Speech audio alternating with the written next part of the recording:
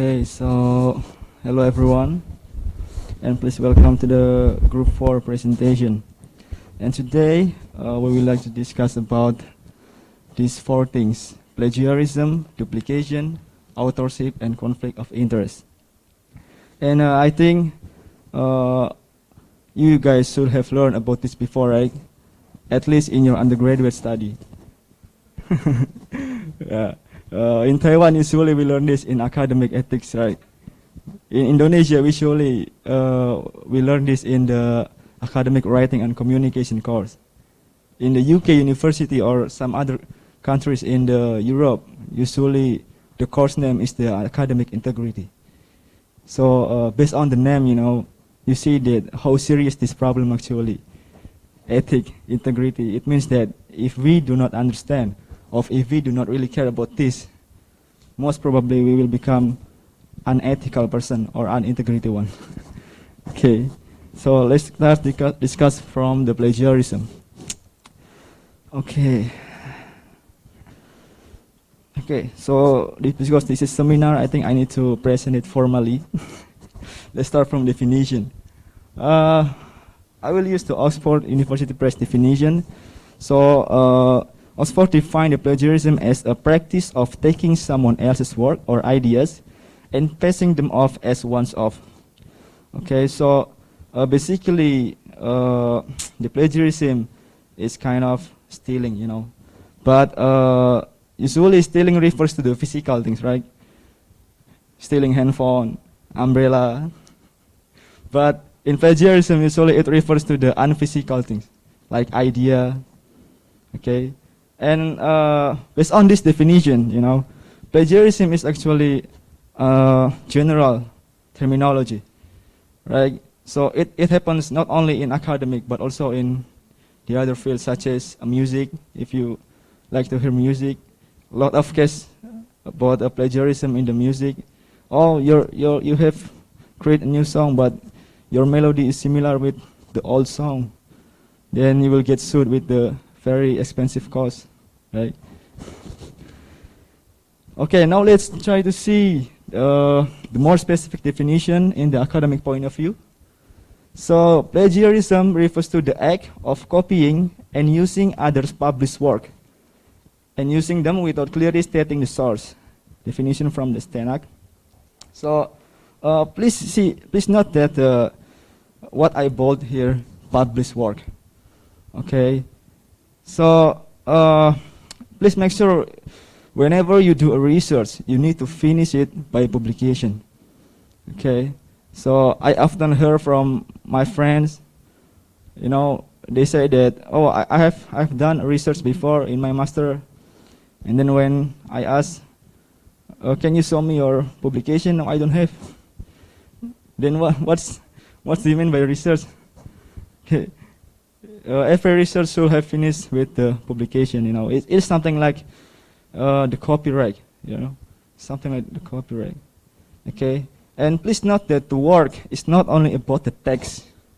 Okay, it's not only about the text. For example, it also includes the figure. Most of master students usually, for example, they like a figure in a journal, and what way they do is they take the screenshot and then they pass it to their thesis report. It is also plagiarism.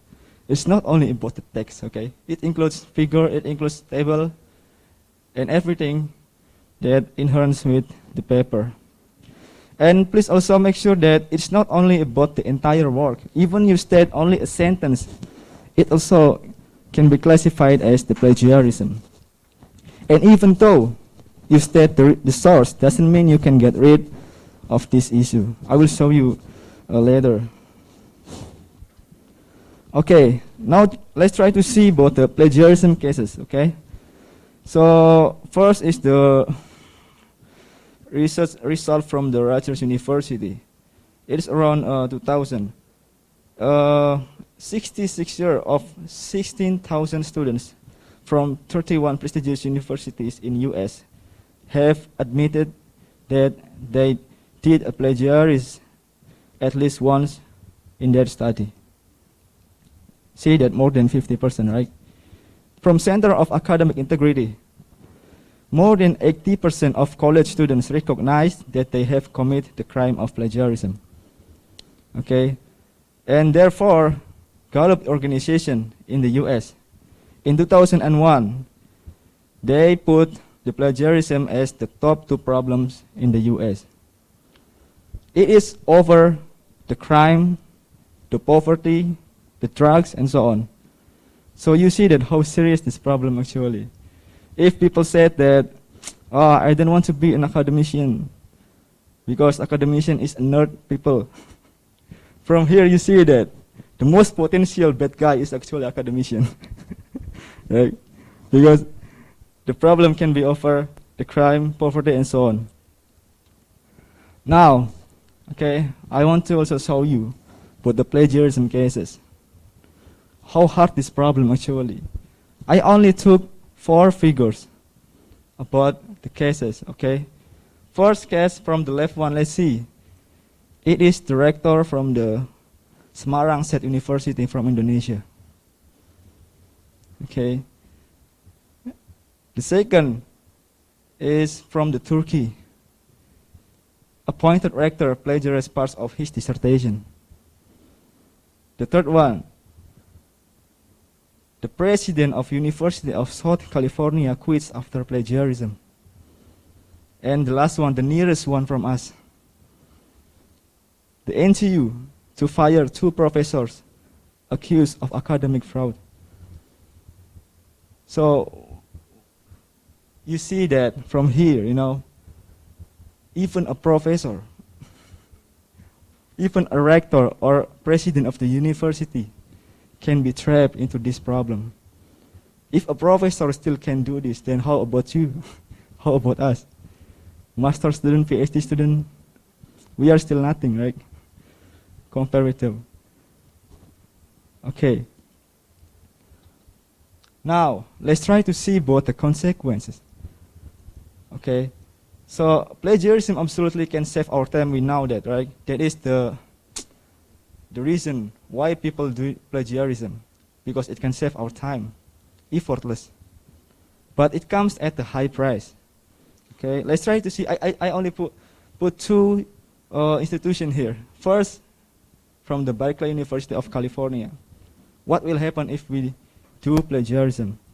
An instructor has the right to assign a final grade of F for the course if you plagiarize a paper for a portion of the course, even if you have successfully and presumably honestly passed the remaining portion of the course. It must be understood that any student who knowingly aids in plagiarism or other cheating is as guilty as the cheating student. So from here, you see that not only a student who are doing plagiarism, but also it can be a friend who helped him. It also can be classified as a cheating student.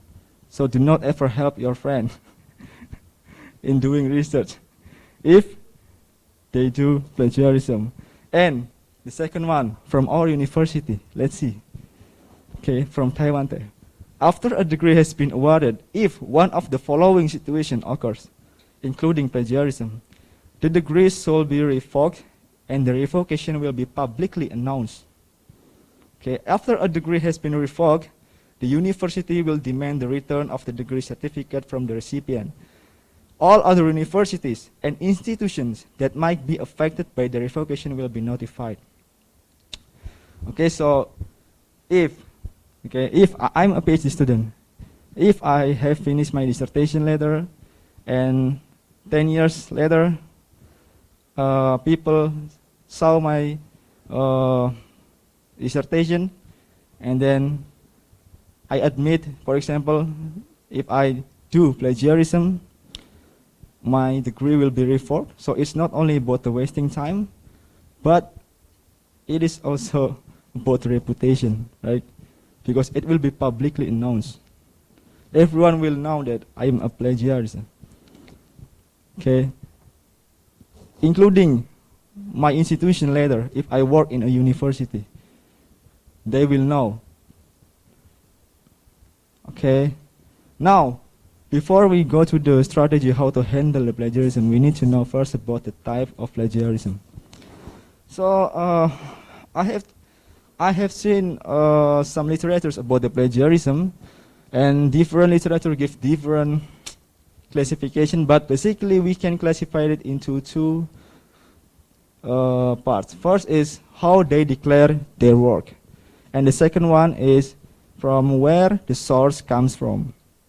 Okay, let's try to see it one by one. Let's start from the overt plagiarism. So overt plagiarism is basically whenever we say explicitly this is my idea in our paper, or usually people say that to the best of my knowledge there is no similar paper like what we are doing here. Usually many authors state that in their paper. If it is known as dishonesty or plagiarism, then it can be said as the overt plagiarism. But there's also another one, which is passive plagiarism, where the authors never actually make that claim. And of course, this is more difficult to recognize, right? Because the authors do not make any claim. But still, it can be classified as passive plagiarism. And then, if we see based on the source, okay, first is the verbatim plagiarism. Verbatim is the basic one. It's just copy and paste without any credits to the source. Okay, and then there is also a patchwork or mosaic plagiarism. It means that if it comes from some sources, okay, some sources, it means that more than one source, and the author combines them into to make it as your own. So the difference with the verbatim is basically the author gives more effort. They try to plagiarize more than one paper, and then they try to combine it so the people will not really recognize it. Then it's called the patchwork. And then there's the paraphrase plagiarism.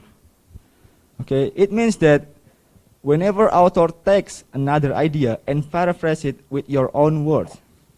So please remember that whenever you do a paraphrase, it doesn't mean that the idea is yours. Okay, you still need to do citation. You still need to cite the real authors or the original authors. And then the fourth is the global plagiarism.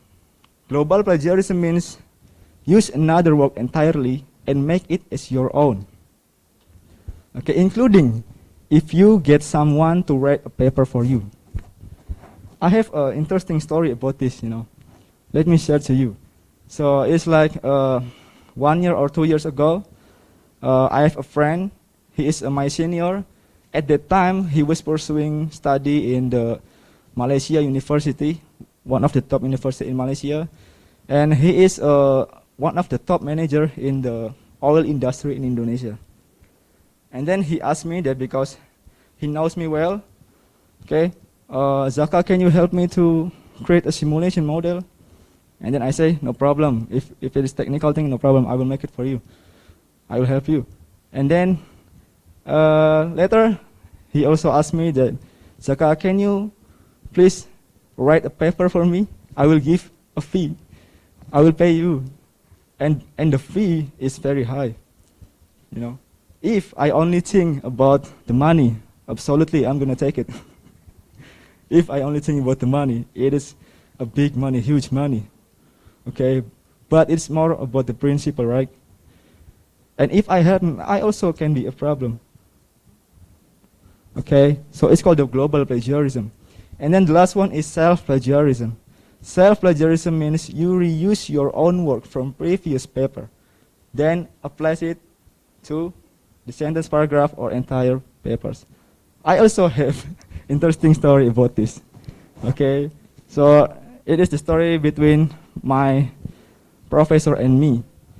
So at the time, I have finished my paper, and then I give my paper to my advisor. And since my professor knows that I have published a lot of papers before. I, I have published more than 25 papers in my 23 years old. So my professor knows that, and then my professor asked me, Zaka, can you please send me your previous paper that is similar with this?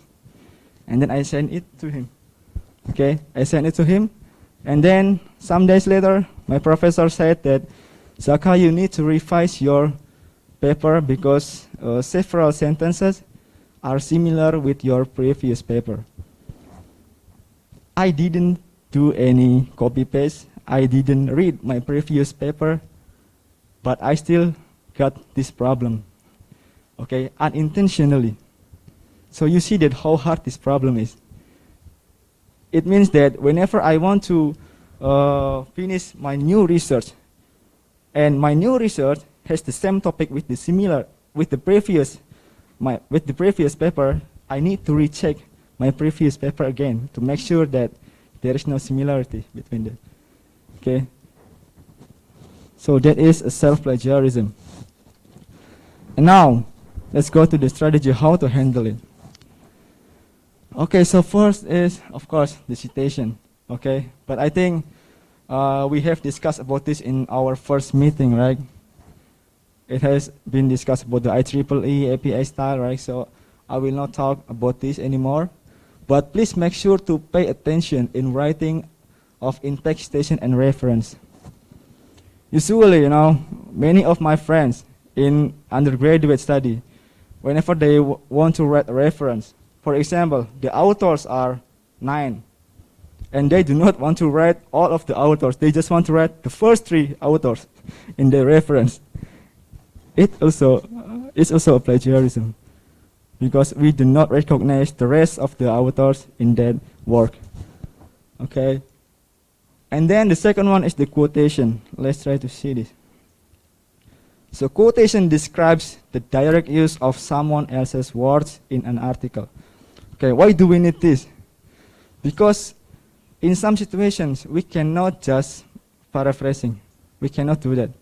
For example, in the religion study, for example, Islamic study or Christian study, whenever we need to state about the verse, we cannot paraphrase it, right? We cannot paraphrase any verse in the holy books, right? So in this case, we need to do a quotation. Okay, it can be used for some cases such as presenting another person's arguments, presenting the original answer of the interview, write the holy verse, like I said. So we need to use quotation, like this example. Okay, this quotation can be used whenever the sentence is not too long. If it is not too long, then we can use the direct quotation mark like this. Okay, and then it finishes like with this. But if the word or the sentence is too long, based on the APA style, long means more than 40 words, then we need to use a block quotation. We do not use quotation mark anymore. Okay, like this. Let's see. First, we need to make introduction first. Okay, and then after that, we need to give an indentation. Okay, indentation, and after that, we can write the real sentence from the real paper. Okay, like this. And then please make sure that in the end of the quotation we need to say it again. Okay, so this is how to use quotation in our paper. Okay, the third one is the paraphrasing. Okay, paraphrasing means to rewrite the source text by using your own words. So the basic principle of paraphrasing is basically we change the structure as many as we can, but please make sure it has the same meaning with the original one. That is the key of the paraphrasing. Okay, and of course the good paraphrasing always start from the understanding the meaning first. We cannot make a good paraphrasing if we do not understand about what we want to paraphrase. Okay, usually poor paraphrasing technique, they only use synonym, or they only add, delete a few words. It is not enough in paraphrasing. Okay, then do not do that again. And for good paraphrasing, first technique, we can cut unnecessary words and identify the keywords and change it with the synonym one at the same time. That is the first approach. And then the second approach, you can try to convert from active to the passive sentence, or conversely. Okay, and the last one, we also can put the appropriate punctuation. It also helps. And then, how about using paraphrasing tool or paraphrasing software? What do you think about this? Yeah, there are a lot of paraphrasing software, right, in the website, free one. But it is actually the bad idea. Okay, why? First, a lot of software only use synonym in some words, and it is a poor paraphrasing technique, as I said before. And then, even if they can change the structure, there is still a probability that the idea is also changed. Please remember the basic principle of paraphrasing in the right one, changing the structure with the same meaning. Okay, so usually if we should use paraphrasing software, at the end we still need to read again. So it is double work, right? And then, why do we need to rely on writing capability to the algorithm? Because basically, the paraphrasing software is using the text analytics, right? It is basically the text mining.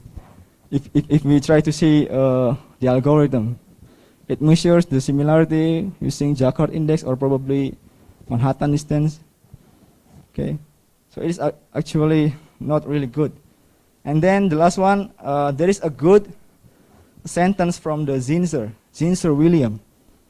He writes on writing well. I recommend you, if you guys like to write, especially non-fiction, you should read about this book on writing well. It is a very good book. Okay, technological tools will not make people write well. It can only be achieved through the hard work with a clear and sharp mind. So please do not rely your work with the algorithm only. Okay, and then the fourth is by summarizing. Summarizing is basically similar with the paraphrasing, but it has the difference in the length. Okay, in the length. So it should be shorter than paraphrasing. Okay. Okay, I think we can go through it. Okay, and then we can utilize the plagiarism checker or software. Right? Usually, many universities use Turnitin, Self-Assign, and Glad Plagiarism Service, right? Including our university, right? So whenever you want to submit your thesis, usually you need to check your report in the Turnitin software, and then you give the similarity score to the library. Okay, and let's try to see in Science Direct. Okay, the similarity score can be classified as follows. First is the score below 15%. If the similarity score is below 15%, then it's good. It can be accepted, including in our campus. I think it's also 15%, right, the threshold. And then, if the scores between 15% to the 40%, it is potentially plagiarism.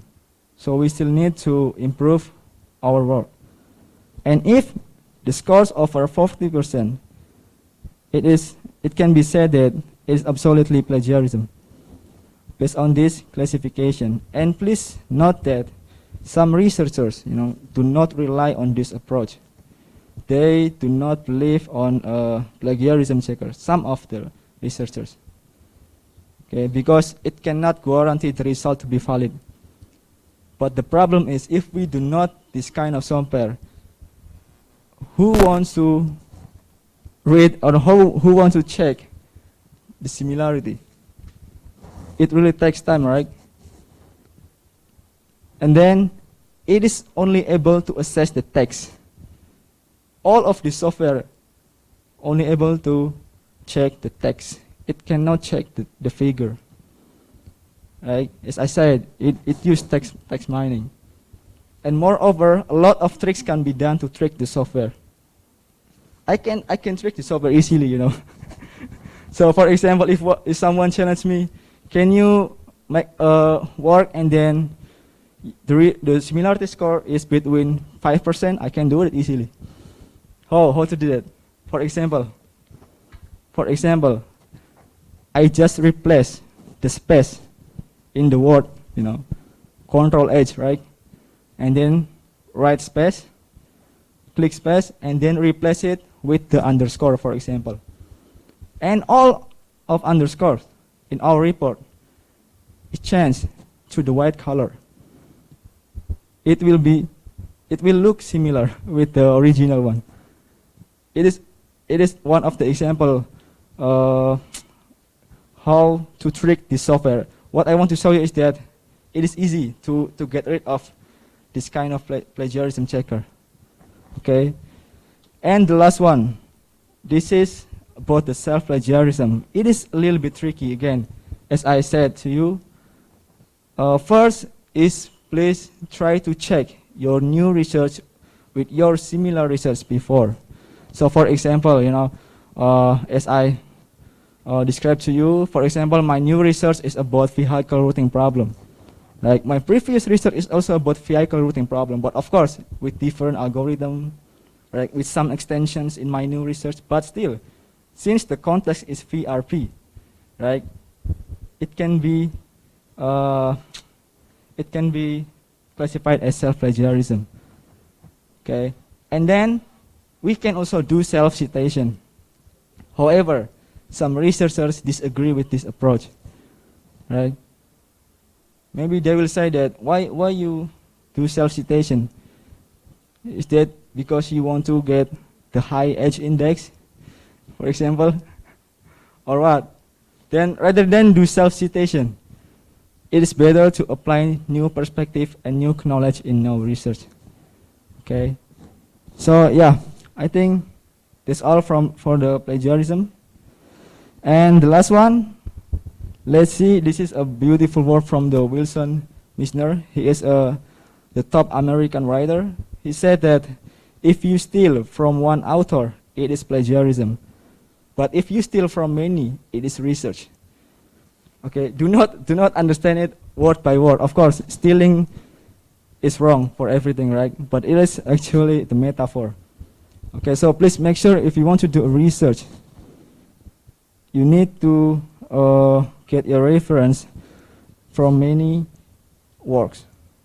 Okay, not only one. Okay, I think that's all from the plagiarism. Now for the duplication. Okay. Hello everyone. So I'm going to continue to present about the duplication. So yeah, we know that there is the duplicate publication. So this happen when the author reuse the substantial part the unpublished work without providing the appropriate reference. So this duplicate publication is not allowed. So because to avoid the situation in which both journals publish the same or similar paper, and also to avoid the disagreement between journals claiming the right to publish the paper that was received before by the each journal at the same time.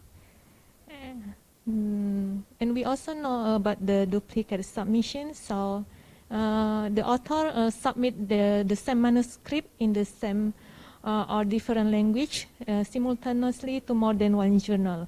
And then it's including to publish the identical paper in the multiple journal, and only adding a small amount of new data to a previously published paper. And why it's wrong? So there are some reasons.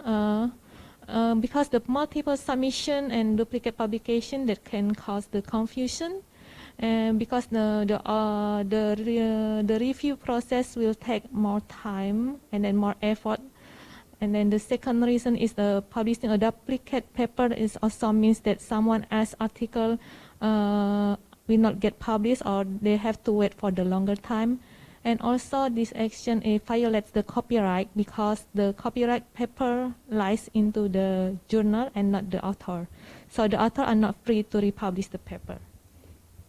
And then there are some consequences for the authors here. So yeah, the journal can reject the paper outright, and also the author can be banned from submitting the article in the future.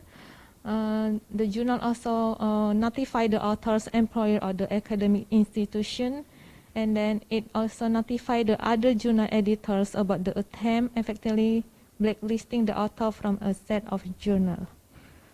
And then, but there are some exceptions for the duplication. So the first one is if they can get the obtained permission from the copyright holder, or they can get approval from the editor of the journal in which the paper was first published, and the editor of the journal in which it will be republished. And then if they also can acknowledge that the paper that has been published in totality or is based on the previously published paper, also they can provide the full citation for the primary publication. And then there are some do and don'ts for the authors. So it recommend that the authors don't submit the same manuscript to the more than one journal. And then if they wish to submit the paper, there are some consideration the authors should do. The first one is, for example, they should get writing consent from their co-authors, or they can write to the first journal editor about that and then asking the paper be withdrawn. Or they can get a formal notification from the first journal editor that the paper has been withdrawn from the consideration. Or they also can preserve the notification and present it to the second journal at the time of the submission. And if the author writing to related papers and wish to submit them to the two different journals, so they should consider to discuss the details of each paper to both journal, or they should inform the editors that have the similar paper under review at another journal, and or they should enclose copy of this paper along with their submission. So the conclusion is like the author must be careful to attempt the duplicate publication and simultaneous submission, and then this practice also considered as the violation of copyright laws and are viewed as the violation of authorial integrity and can reflect poorly on the author's honesty and scholarly abilities. And for the next part, I will going to present about the authorship. So yeah, maybe many of you, maybe all of us also familiar with this paper. So we can see like below the manuscript title, the author names will be printed, and then there is the author 1, author 2, and the author 3, or maybe many more. And then authorship is based on the 4 criteria in here. The first one is the substantial contribution to the conception or design of the work, or the acquisition, analysis, or the interpretation of data of the work.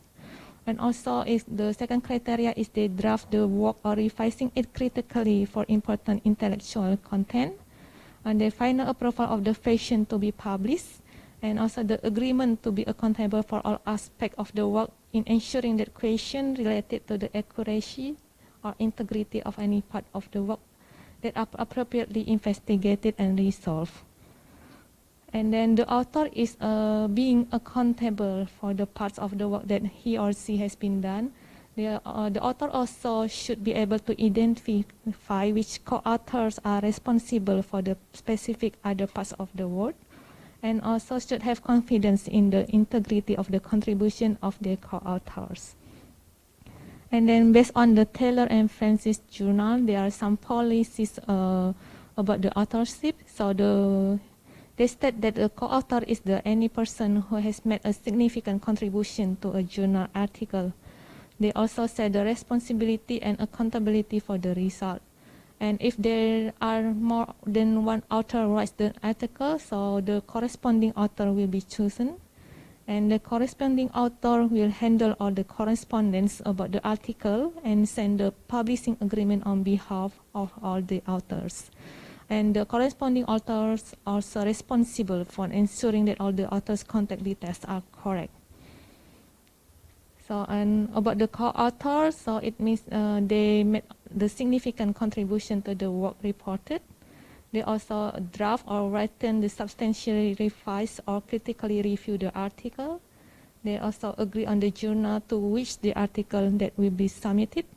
And then they review and agree on all version of the article before the submission, during revision, the final version accepted for publication, and any significant changes that introduced at the proofing stage.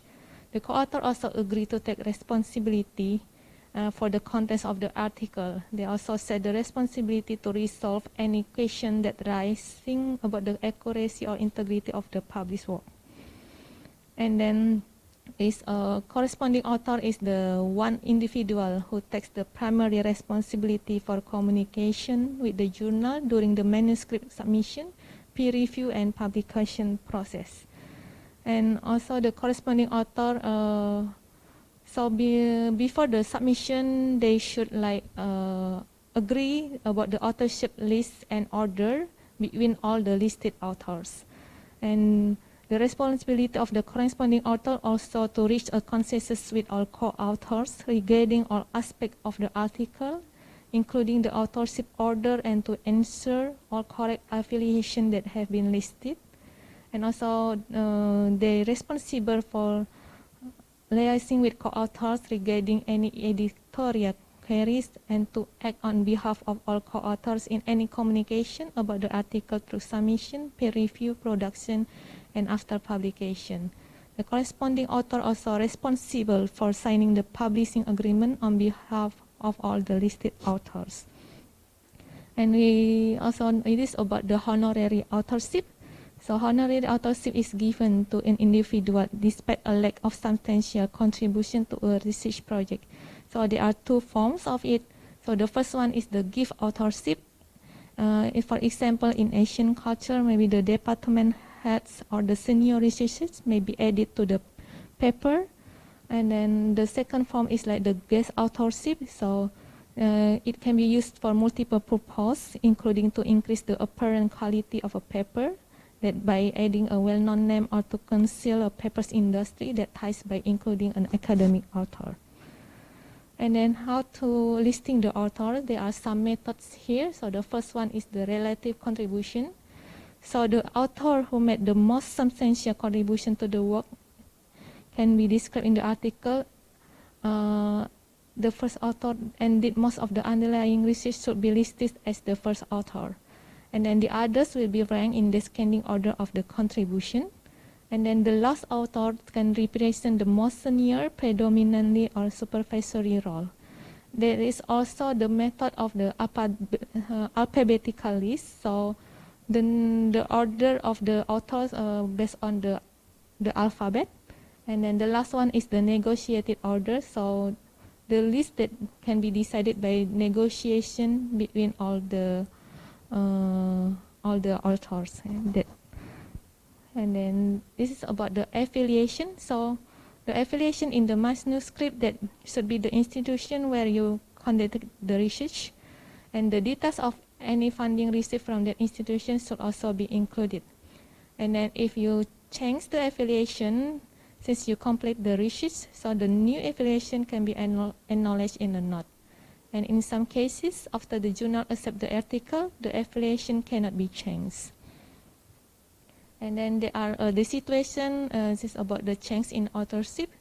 So change the co-author for any reason after journal has accepted the article. And if the corresponding author changed before the article published, and requested change to the co-author or corresponding authors after the publication of the article can be also considered. And any change in authorship prior or after the publication must be agreed upon by all authors, including those being added or removed. And then the conclusion is like, choosing the author orders can be complicated, and one method of it is like the all parties that included involved, that they need to agree with the author list before the submissions. And then for the next section about the conflict of interest can be present by my friend. Thank you. Hello everyone. I'm going to introduce this part of conflict of interest. Before I start this topic, maybe all you guys can imagination just one situation. If you have cancer and you only have 6 months to live, and the doctor told you, I have one new pill and that has 80% to cure the patients. Would you take this pill? Yes, almost, right? But if the doctor says, the advisor is supporting my research now, and they give me a new pill that has 80% can cure the illness, would you take this pill? No, right? Okay, so this situation is like this conflict of interest. So before I say the relationship from the doctor and the factory, you may trust the doctor, his conclusion or his suggestion, right? But if I reveal the relationship, then you start to consider the doctor says is right or has some other purpose. Yeah. Okay. So if this situation happen in academic, so that's why I want to talk about. Okay. The topic I separate in 6 parts. So the first one is the definition, and the second is the common 4 types of conflicts of interest. We usually call it COI. And the third is an example of COI. The fourth is how to manage COI in our school, and the next is how to manage COI when publication. And the last one is conclusions. Okay. I've checked many websites or the journals or books. I choose the 2 meanings that I prefer and want you to know. This is the first one. So it says the term conflict of interest, COI, in research refers to situations in which financial or other personal considerations may compromise or have the appearance of compromising an investigator's professional judgment. Okay.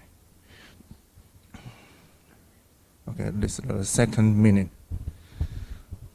Any financial interest of connections, direct or indirect, or other situations that might raise the question of bias in the work reported, or the conclusions, implications, or opinions stated, including pertinent commercial or other sources of funding for the individual authors or for the associated departments or organizations, personal relationships, or direct academic competition. So after this 2 meanings, you can see the keyword situations, buyers, and creators or the researchers, right? So it's all about these 3 relationship. And this is a simple pictures for these ideas. So if you have the prime interest, it means you are a researcher, and you want to validate it of research. But at the same time, maybe you got the financial problem or something else, and these two will make your your opinion maybe change. So this is the problem. So, okay, here is the common four types of COI. The first one is financial conflict. We know that. And the second one is non-financial conflict. Usually it's about relationship, like your family, or maybe your good friends. Okay, the third one is the conflict of rules. Might be you are a decision maker or the chairman of a department, so you have to do the things you think is right. Yeah. The last one is predetermination. It's really how to say it? People may not thought this is the COI, but in some situations it is. Okay, this is the example, but I think this is not example, just to let you to consider these situations. What would you do, and the COI in this case. So we know that Taiwan have our own vaccine for the COVID-19. Is called Medicon. Yeah, Medicon. But this has some issues here, because from the government, from the factories, from the researchers or the doctors, they have the same views to deal with the virus. They must be quick, must be effective, and they want to save more lives. So all the three parts, they have the same views. So the results is the Medicon just use the immunological correlate of protection to instead of the phase 3 study. Yeah. So maybe you can think about it. Okay, so how to manage COI in our school? Our school has a committee to build all the rules. So the first one is the creators have to disclose all COI he or her, his or her have, and that is reviewed by the committee regularly.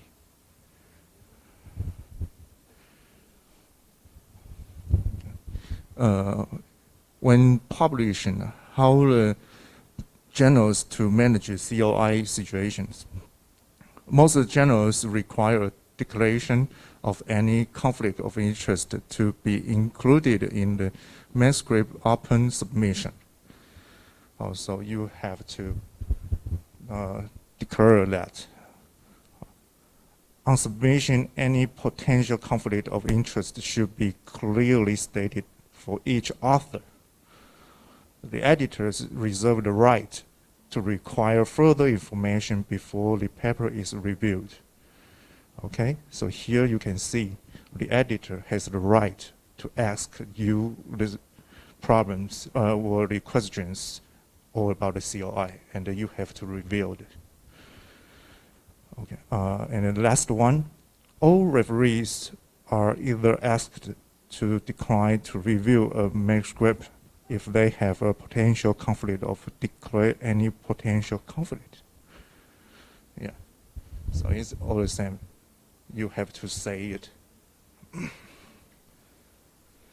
Okay, so here is the conclusions.